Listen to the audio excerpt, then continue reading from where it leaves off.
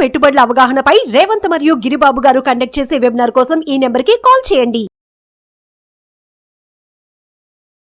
నమస్తే, welcome to Suman TV. నేను విష్ణు. ప్రస్తుతంతో పాటు QPFP qualified person finance professional Rajeshwara Reddy garu ఉన్నారు. వారితో మాట్లాడదాం. సార్ నమస్తే. సార్ రాజేశ్వర రెడ్డి గారు. నమస్తే అండి. సార్ రాజేశ్వర రెడ్డి గారు, ఈ మ్యూచువల్ ఫండ్స్లో రిటర్న్స్ విషయానికి వస్తే కొంతమంది ఏమో XIRR అంటారు, కొంతమంది ఏమో CAGR అంటారు, కొంతమంది ఏమో అబ్సల్యూట్ రిటర్న్స్ అంటారు. అసలు మనకు వచ్చే రిటర్న్స్ ఏవైతే ఉన్నాయో మ్యూచువల్ ఫండ్స్లో ఆ రిటర్న్స్ని దేంతో కంపేర్ చేసుకోవాలి అంటారు ఈ మూడు రకాల రిటర్న్స్ నుంచి? ఓకే అండి. First of all absolute return అంటే ఏంటి, XIRR ఏంటి, CAGR ఏంటి, ఒకసారి ఫస్ట్ చిన్న ఎగ్జాంపుల్తో తీసుకుందాము. First of all absolute return అంటే అది టైంతో సంబంధం లేదు. జనరల్గా మనము మ్యూచువల్ ఫండ్లో ఇన్వెస్ట్ చేసిన వాళ్ళకి డిఫరెంట్ మ్యూచువల్ ఫండ్ డిస్ట్రిబ్యూటర్స్ నుంచి different portfolio management softwares provide చేస్తారు. అందులో XIRR ఉంటుంది, అబ్సల్యూట్ రిటర్న్ ఉంటుంది. సో జనరల్గా ఇన్వెస్టర్స్కి ఎప్పుడైనా పోర్ట్ఫోలియో చూసుకున్నప్పుడు కొంతమంది అబ్సల్యూట్ రిటర్న్ చూస్తుంటారు, కొంతమంది XIRR చూస్తుంటారు.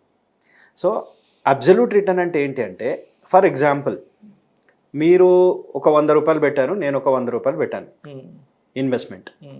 మీది 200 అయింది, నాది 200 అయింది. సో ఇక్కడ ఏంటంటే మీకు 100% రిటర్న్ వచ్చింది, నాకు 100% రిటర్న్ వచ్చింది. సో 100-200 అయింది అని అంటే 100% రిటర్న్ వచ్చింది. బట్ ఇర్రెస్పెక్టివ్ ఆఫ్ టైం, అంటే మీకెంత టైంలో 100-200 అయింది, నాకెంత టైంలో 100-200 అయింది అనేది మనం కన్సిడర్ చేయట్లేదు.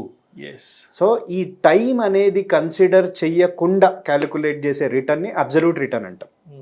ఓకే, ఫర్ ఎగ్జాంపుల్ ఇప్పుడు నేను మీది 100-200 అయింది అన్నాను, నాది 100-200 అయింది అన్నాను. మీది 2 yearsలో అయింది, నాది 5 yearsలో అయింది. ఓకే, ఆ టైం అనే ఫ్యాక్టర్ వచ్చినప్పుడు అబ్సల్యూట్ రిటర్న్ చూస్తే మీదైనా 100 ఉంటుంది, నాదైనా 100 ఉంటుంది. సో పోర్ట్ఫోలియో స్టేట్మెంట్ చూసుకున్నప్పుడు క్లయింట్స్ ఒక 2 డిఫరెంట్ క్లయింట్స్, ఇప్పుడు మీరు నేను పోర్ట్ఫోలియో స్టేట్మెంట్ చూసుకున్నప్పుడు 100 అంటే సేమ్ రిటర్న్ అనుకుంటాం. కానీ ఎన్ని రోజుల్లో మీకు 2 years రిటర్న్స్ నేను పొందగలిగాను, మీరు పొందగలిగారు అనేది అక్కడ రైట్. మీకు 2 yearsలో అయిందంటే నియర్లీ ఒక 50% రిటర్న్ వచ్చింది. అది కాంపౌండెడ్ యాన్యువల్ గ్రోత్ రేట్. ఇప్పుడు ఇక్కడ దీన్ని ఏమంటామంటే మనము compounded annual growth rate, CAGR. అంటే మీకు 2 ఏళ్లలో, అంటే రఫ్గా చెప్తున్న పాయింట్స్లో ఉంటుంది మళ్ళీ, అంటే మీకు 2 ఏళ్లలో 50% CAGR వచ్చింది. నాకు మరి 5 ఏళ్ళు పట్టింది నా 100-200 అవడానికి. 5 ఏళ్ళు అంటే దగ్గర దగ్గర ఒక 20%.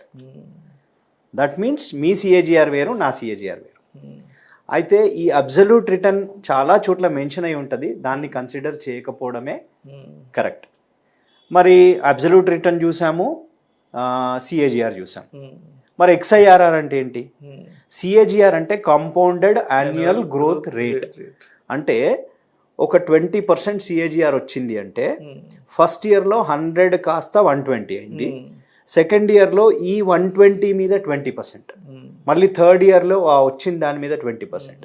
కాంపౌండ్ అవుతూ ఉంటుంది. Compounded annual growth rate, CAGR. అంటే ఆ యాన్యువల్ గ్రోత్ రేట్, ఆ 20% అనేది కాంపౌండ్ అవుతూ ఉంటుంది. So in that case 20% CAGR అంటే ఓవరాల్గా చూసినప్పుడు కాంపౌండ్ అవుతుంది కాబట్టి నెట్ టు నెట్ ఎక్కువ రిటర్న్, అంటే చక్రవడ్డీ. రైట్. సో నౌ XIRR అంటే ఏంటి? ఇప్పుడు CAGR అనేది ఒక లంసమ్ పేమెంట్కి చూస్తారండి. అంటే నేను ఇప్పుడు మీరు 100 పెడితే 200 అయింది అన్నాను, నేను 100 పెడితే 200 అయింది అన్నాను. మీది 2 years, నాది 5 years. సో ఆ లంసమ్ దానికి మనం చూస్తున్నాం. మరి జనరల్గా మ్యూచువల్ ఫండ్లో ఇన్వెస్ట్ చేసేటప్పుడు SIP ఉంటుంది, సిస్టమేటిక్ ఇన్వెస్ట్మెంట్ ప్లాన్. మరి సిస్టమేటిక్ ఇన్వెస్ట్మెంట్ ప్లాన్ అంటే ఏంటి?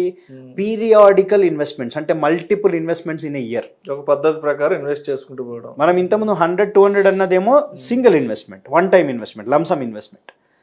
SIP అనేసరికి మంత్ ఆన్ మంత్ వస్తుంది. మోరోవర్ ఈ మంత్లో మీరు అబ్జర్వ్ చేస్తే ఒక మంత్ సపోజ్ ఎవరైనా 10th డేట్ పెడతారు SIP, ఒక మంత్ 10th కట్ అవుతుంది, ఇంకో మంత్ 11th, ఒక్క రోజు అటు ఇటు ఉంటుంది. ఎగ్జాక్ట్ 10th అని కూడా చెప్పలేము. జనవరిలో 10th కట్ అయ్యి ఫిబ్రవరిలో 9th కట్ అవ్వచ్చు, మార్చ్లో 10th కట్ అవ్వచ్చు. సో ఒక డే అటు ఇటు ఉంటుంది. More over but that's a periodic investment. మరి దీన్ని చూడడానికి ఎలా? దీన్ని చూడడానికి XIRR, extended internal rate of return. Extended internal rate of return.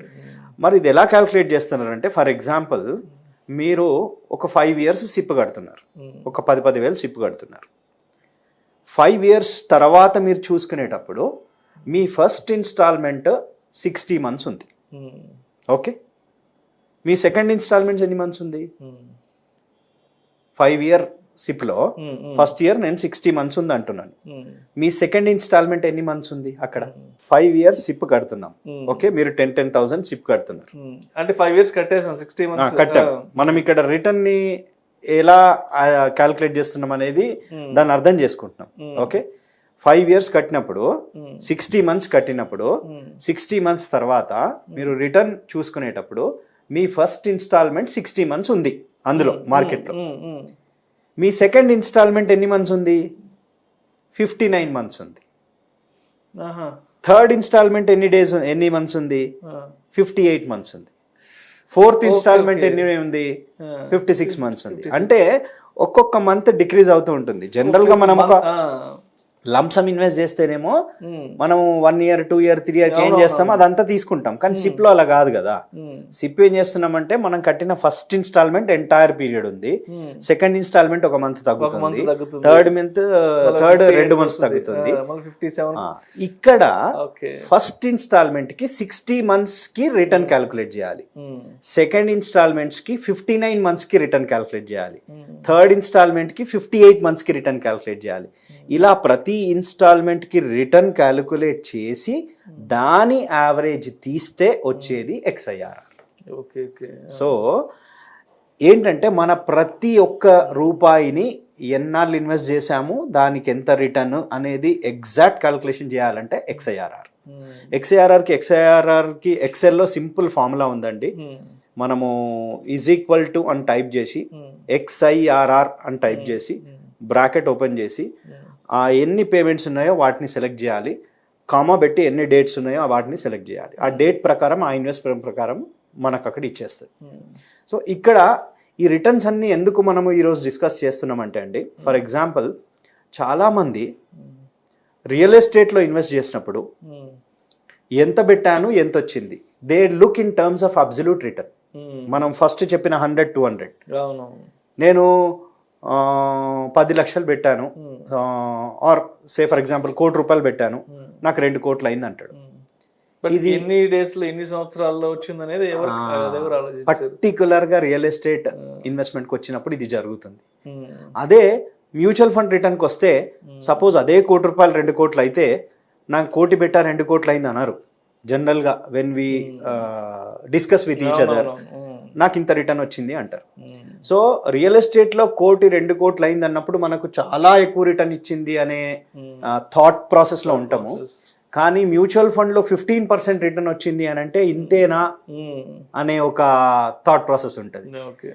Correct గా చెప్పాలి అని అంటే రియల్ ఎస్టేట్ లో 5 ఏళ్లలో 1 కోటి రూపాయలు 2 కోట్లు అయినా, మ్యూచువల్ ఫండ్ 15% రిటర్న్ వచ్చినా it is one and the same. కానీ ఆ వే ఆఫ్ లుకింగ్ అది అబ్సల్యూట్ రిటర్న్ లో, ఇది XIRR లో క్యాల్కులేట్ చేస్తున్నాం కాబట్టి మనకు ఆ తేడా తెలుస్తుంటుంది. స్టాక్స్ లో కూడా అండి, ఇఫ్ యూ అబ్జర్వ్, మనము స్టాక్ ఇన్వెస్ట్మెంట్ చేసినప్పుడు మనకు ఆ పోర్ట్ఫోలియోస్లలో చూసినప్పుడు అక్కడ అబ్సల్యూట్ రిటర్న్ చూపిస్తుంటాడు. సో ఎంత పెడితే ఎంత వచ్చింది, నేను 1,00,000 పెట్టాను 1,50,000 వచ్చింది, 50% రిటర్న్ అని అక్కడ చూపిస్తాడు. ఆ రిటర్న్ ని తీసుకొచ్చి మ్యూచువల్ ఫండ్ లో XIRR తో కంపేర్ చేసి నాకు అక్కడ ఎక్కువ రిటర్న్ ఇచ్చింది అని అంటారు. సో ఈ రిటర్న్ కంపారిజన్ చేసేటప్పుడు అంటే asset class to asset class, real ఎస్టేట్తో మ్యూచువల్ ఫండ్కి చేసినా, స్టాక్స్తో మ్యూచువల్ ఫండ్కి చేసినా కానీ సేమ్ లాజిక్ యూజ్ చేయాలి. అంటే సేమ్ ప్యాటర్న్, అంటే XIRR చూస్తున్నప్పుడు XIRR చూడాలి, CAGR చూస్తే CAGR చూడాలి.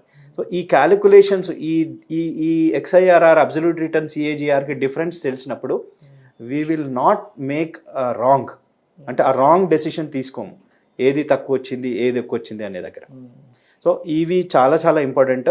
జనరల్గా ఓవరాల్ వ్యూ చెప్పాలి అని అంటే, మనము లైఫ్ ఇన్సూరెన్స్ ఇన్వెస్ట్ చేసినప్పుడు ఇయర్లీ ప్రీమియమ్స్ కడుతుంటాం, అక్కడ CAGR చూసుకోవచ్చు, నో ప్రాబ్లం.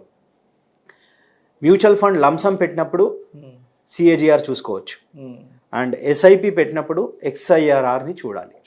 ఎందుకంటే ఒక పర్టికులర్ ఫోలియోలో మనం ఎస్ఐపి కాకుండా మధ్య మధ్యలో లంసమ్స్ కూడా యాడ్ చేసే ఛాన్స్ ఉంది. మరి ఆ లంసమ్స్కి కూడా రిటర్న్ క్యాల్కులేషన్ అందులో ఉండాలి అని అంటే XIRR, extended internal rate of return is the best way of looking the returns. Thank you so much Rajeshwara Reddy garu. అసలు మ్యూచువల్ ఫండ్ ఇన్వెస్ట్మెంట్స్లో ఎన్ని రకాల రిటర్న్స్ ఉంటాయి, ఏ రిటర్న్ని ఎలా అర్థం చేసుకోవాలి అనే అంశం గురించి చాలా చక్కగా, చాలా డీటెయిల్డ్గా మీ అనాలిసిస్ తెలియజేస్తే thank you so much sir. నమస్తే. సుమన్ టీవీలో మీ పర్సనల్ అండ్ బిజినెస్ ప్రమోషన్స్ కోసం కింది నెంబర్కి కాంటాక్ట్ చేయండి.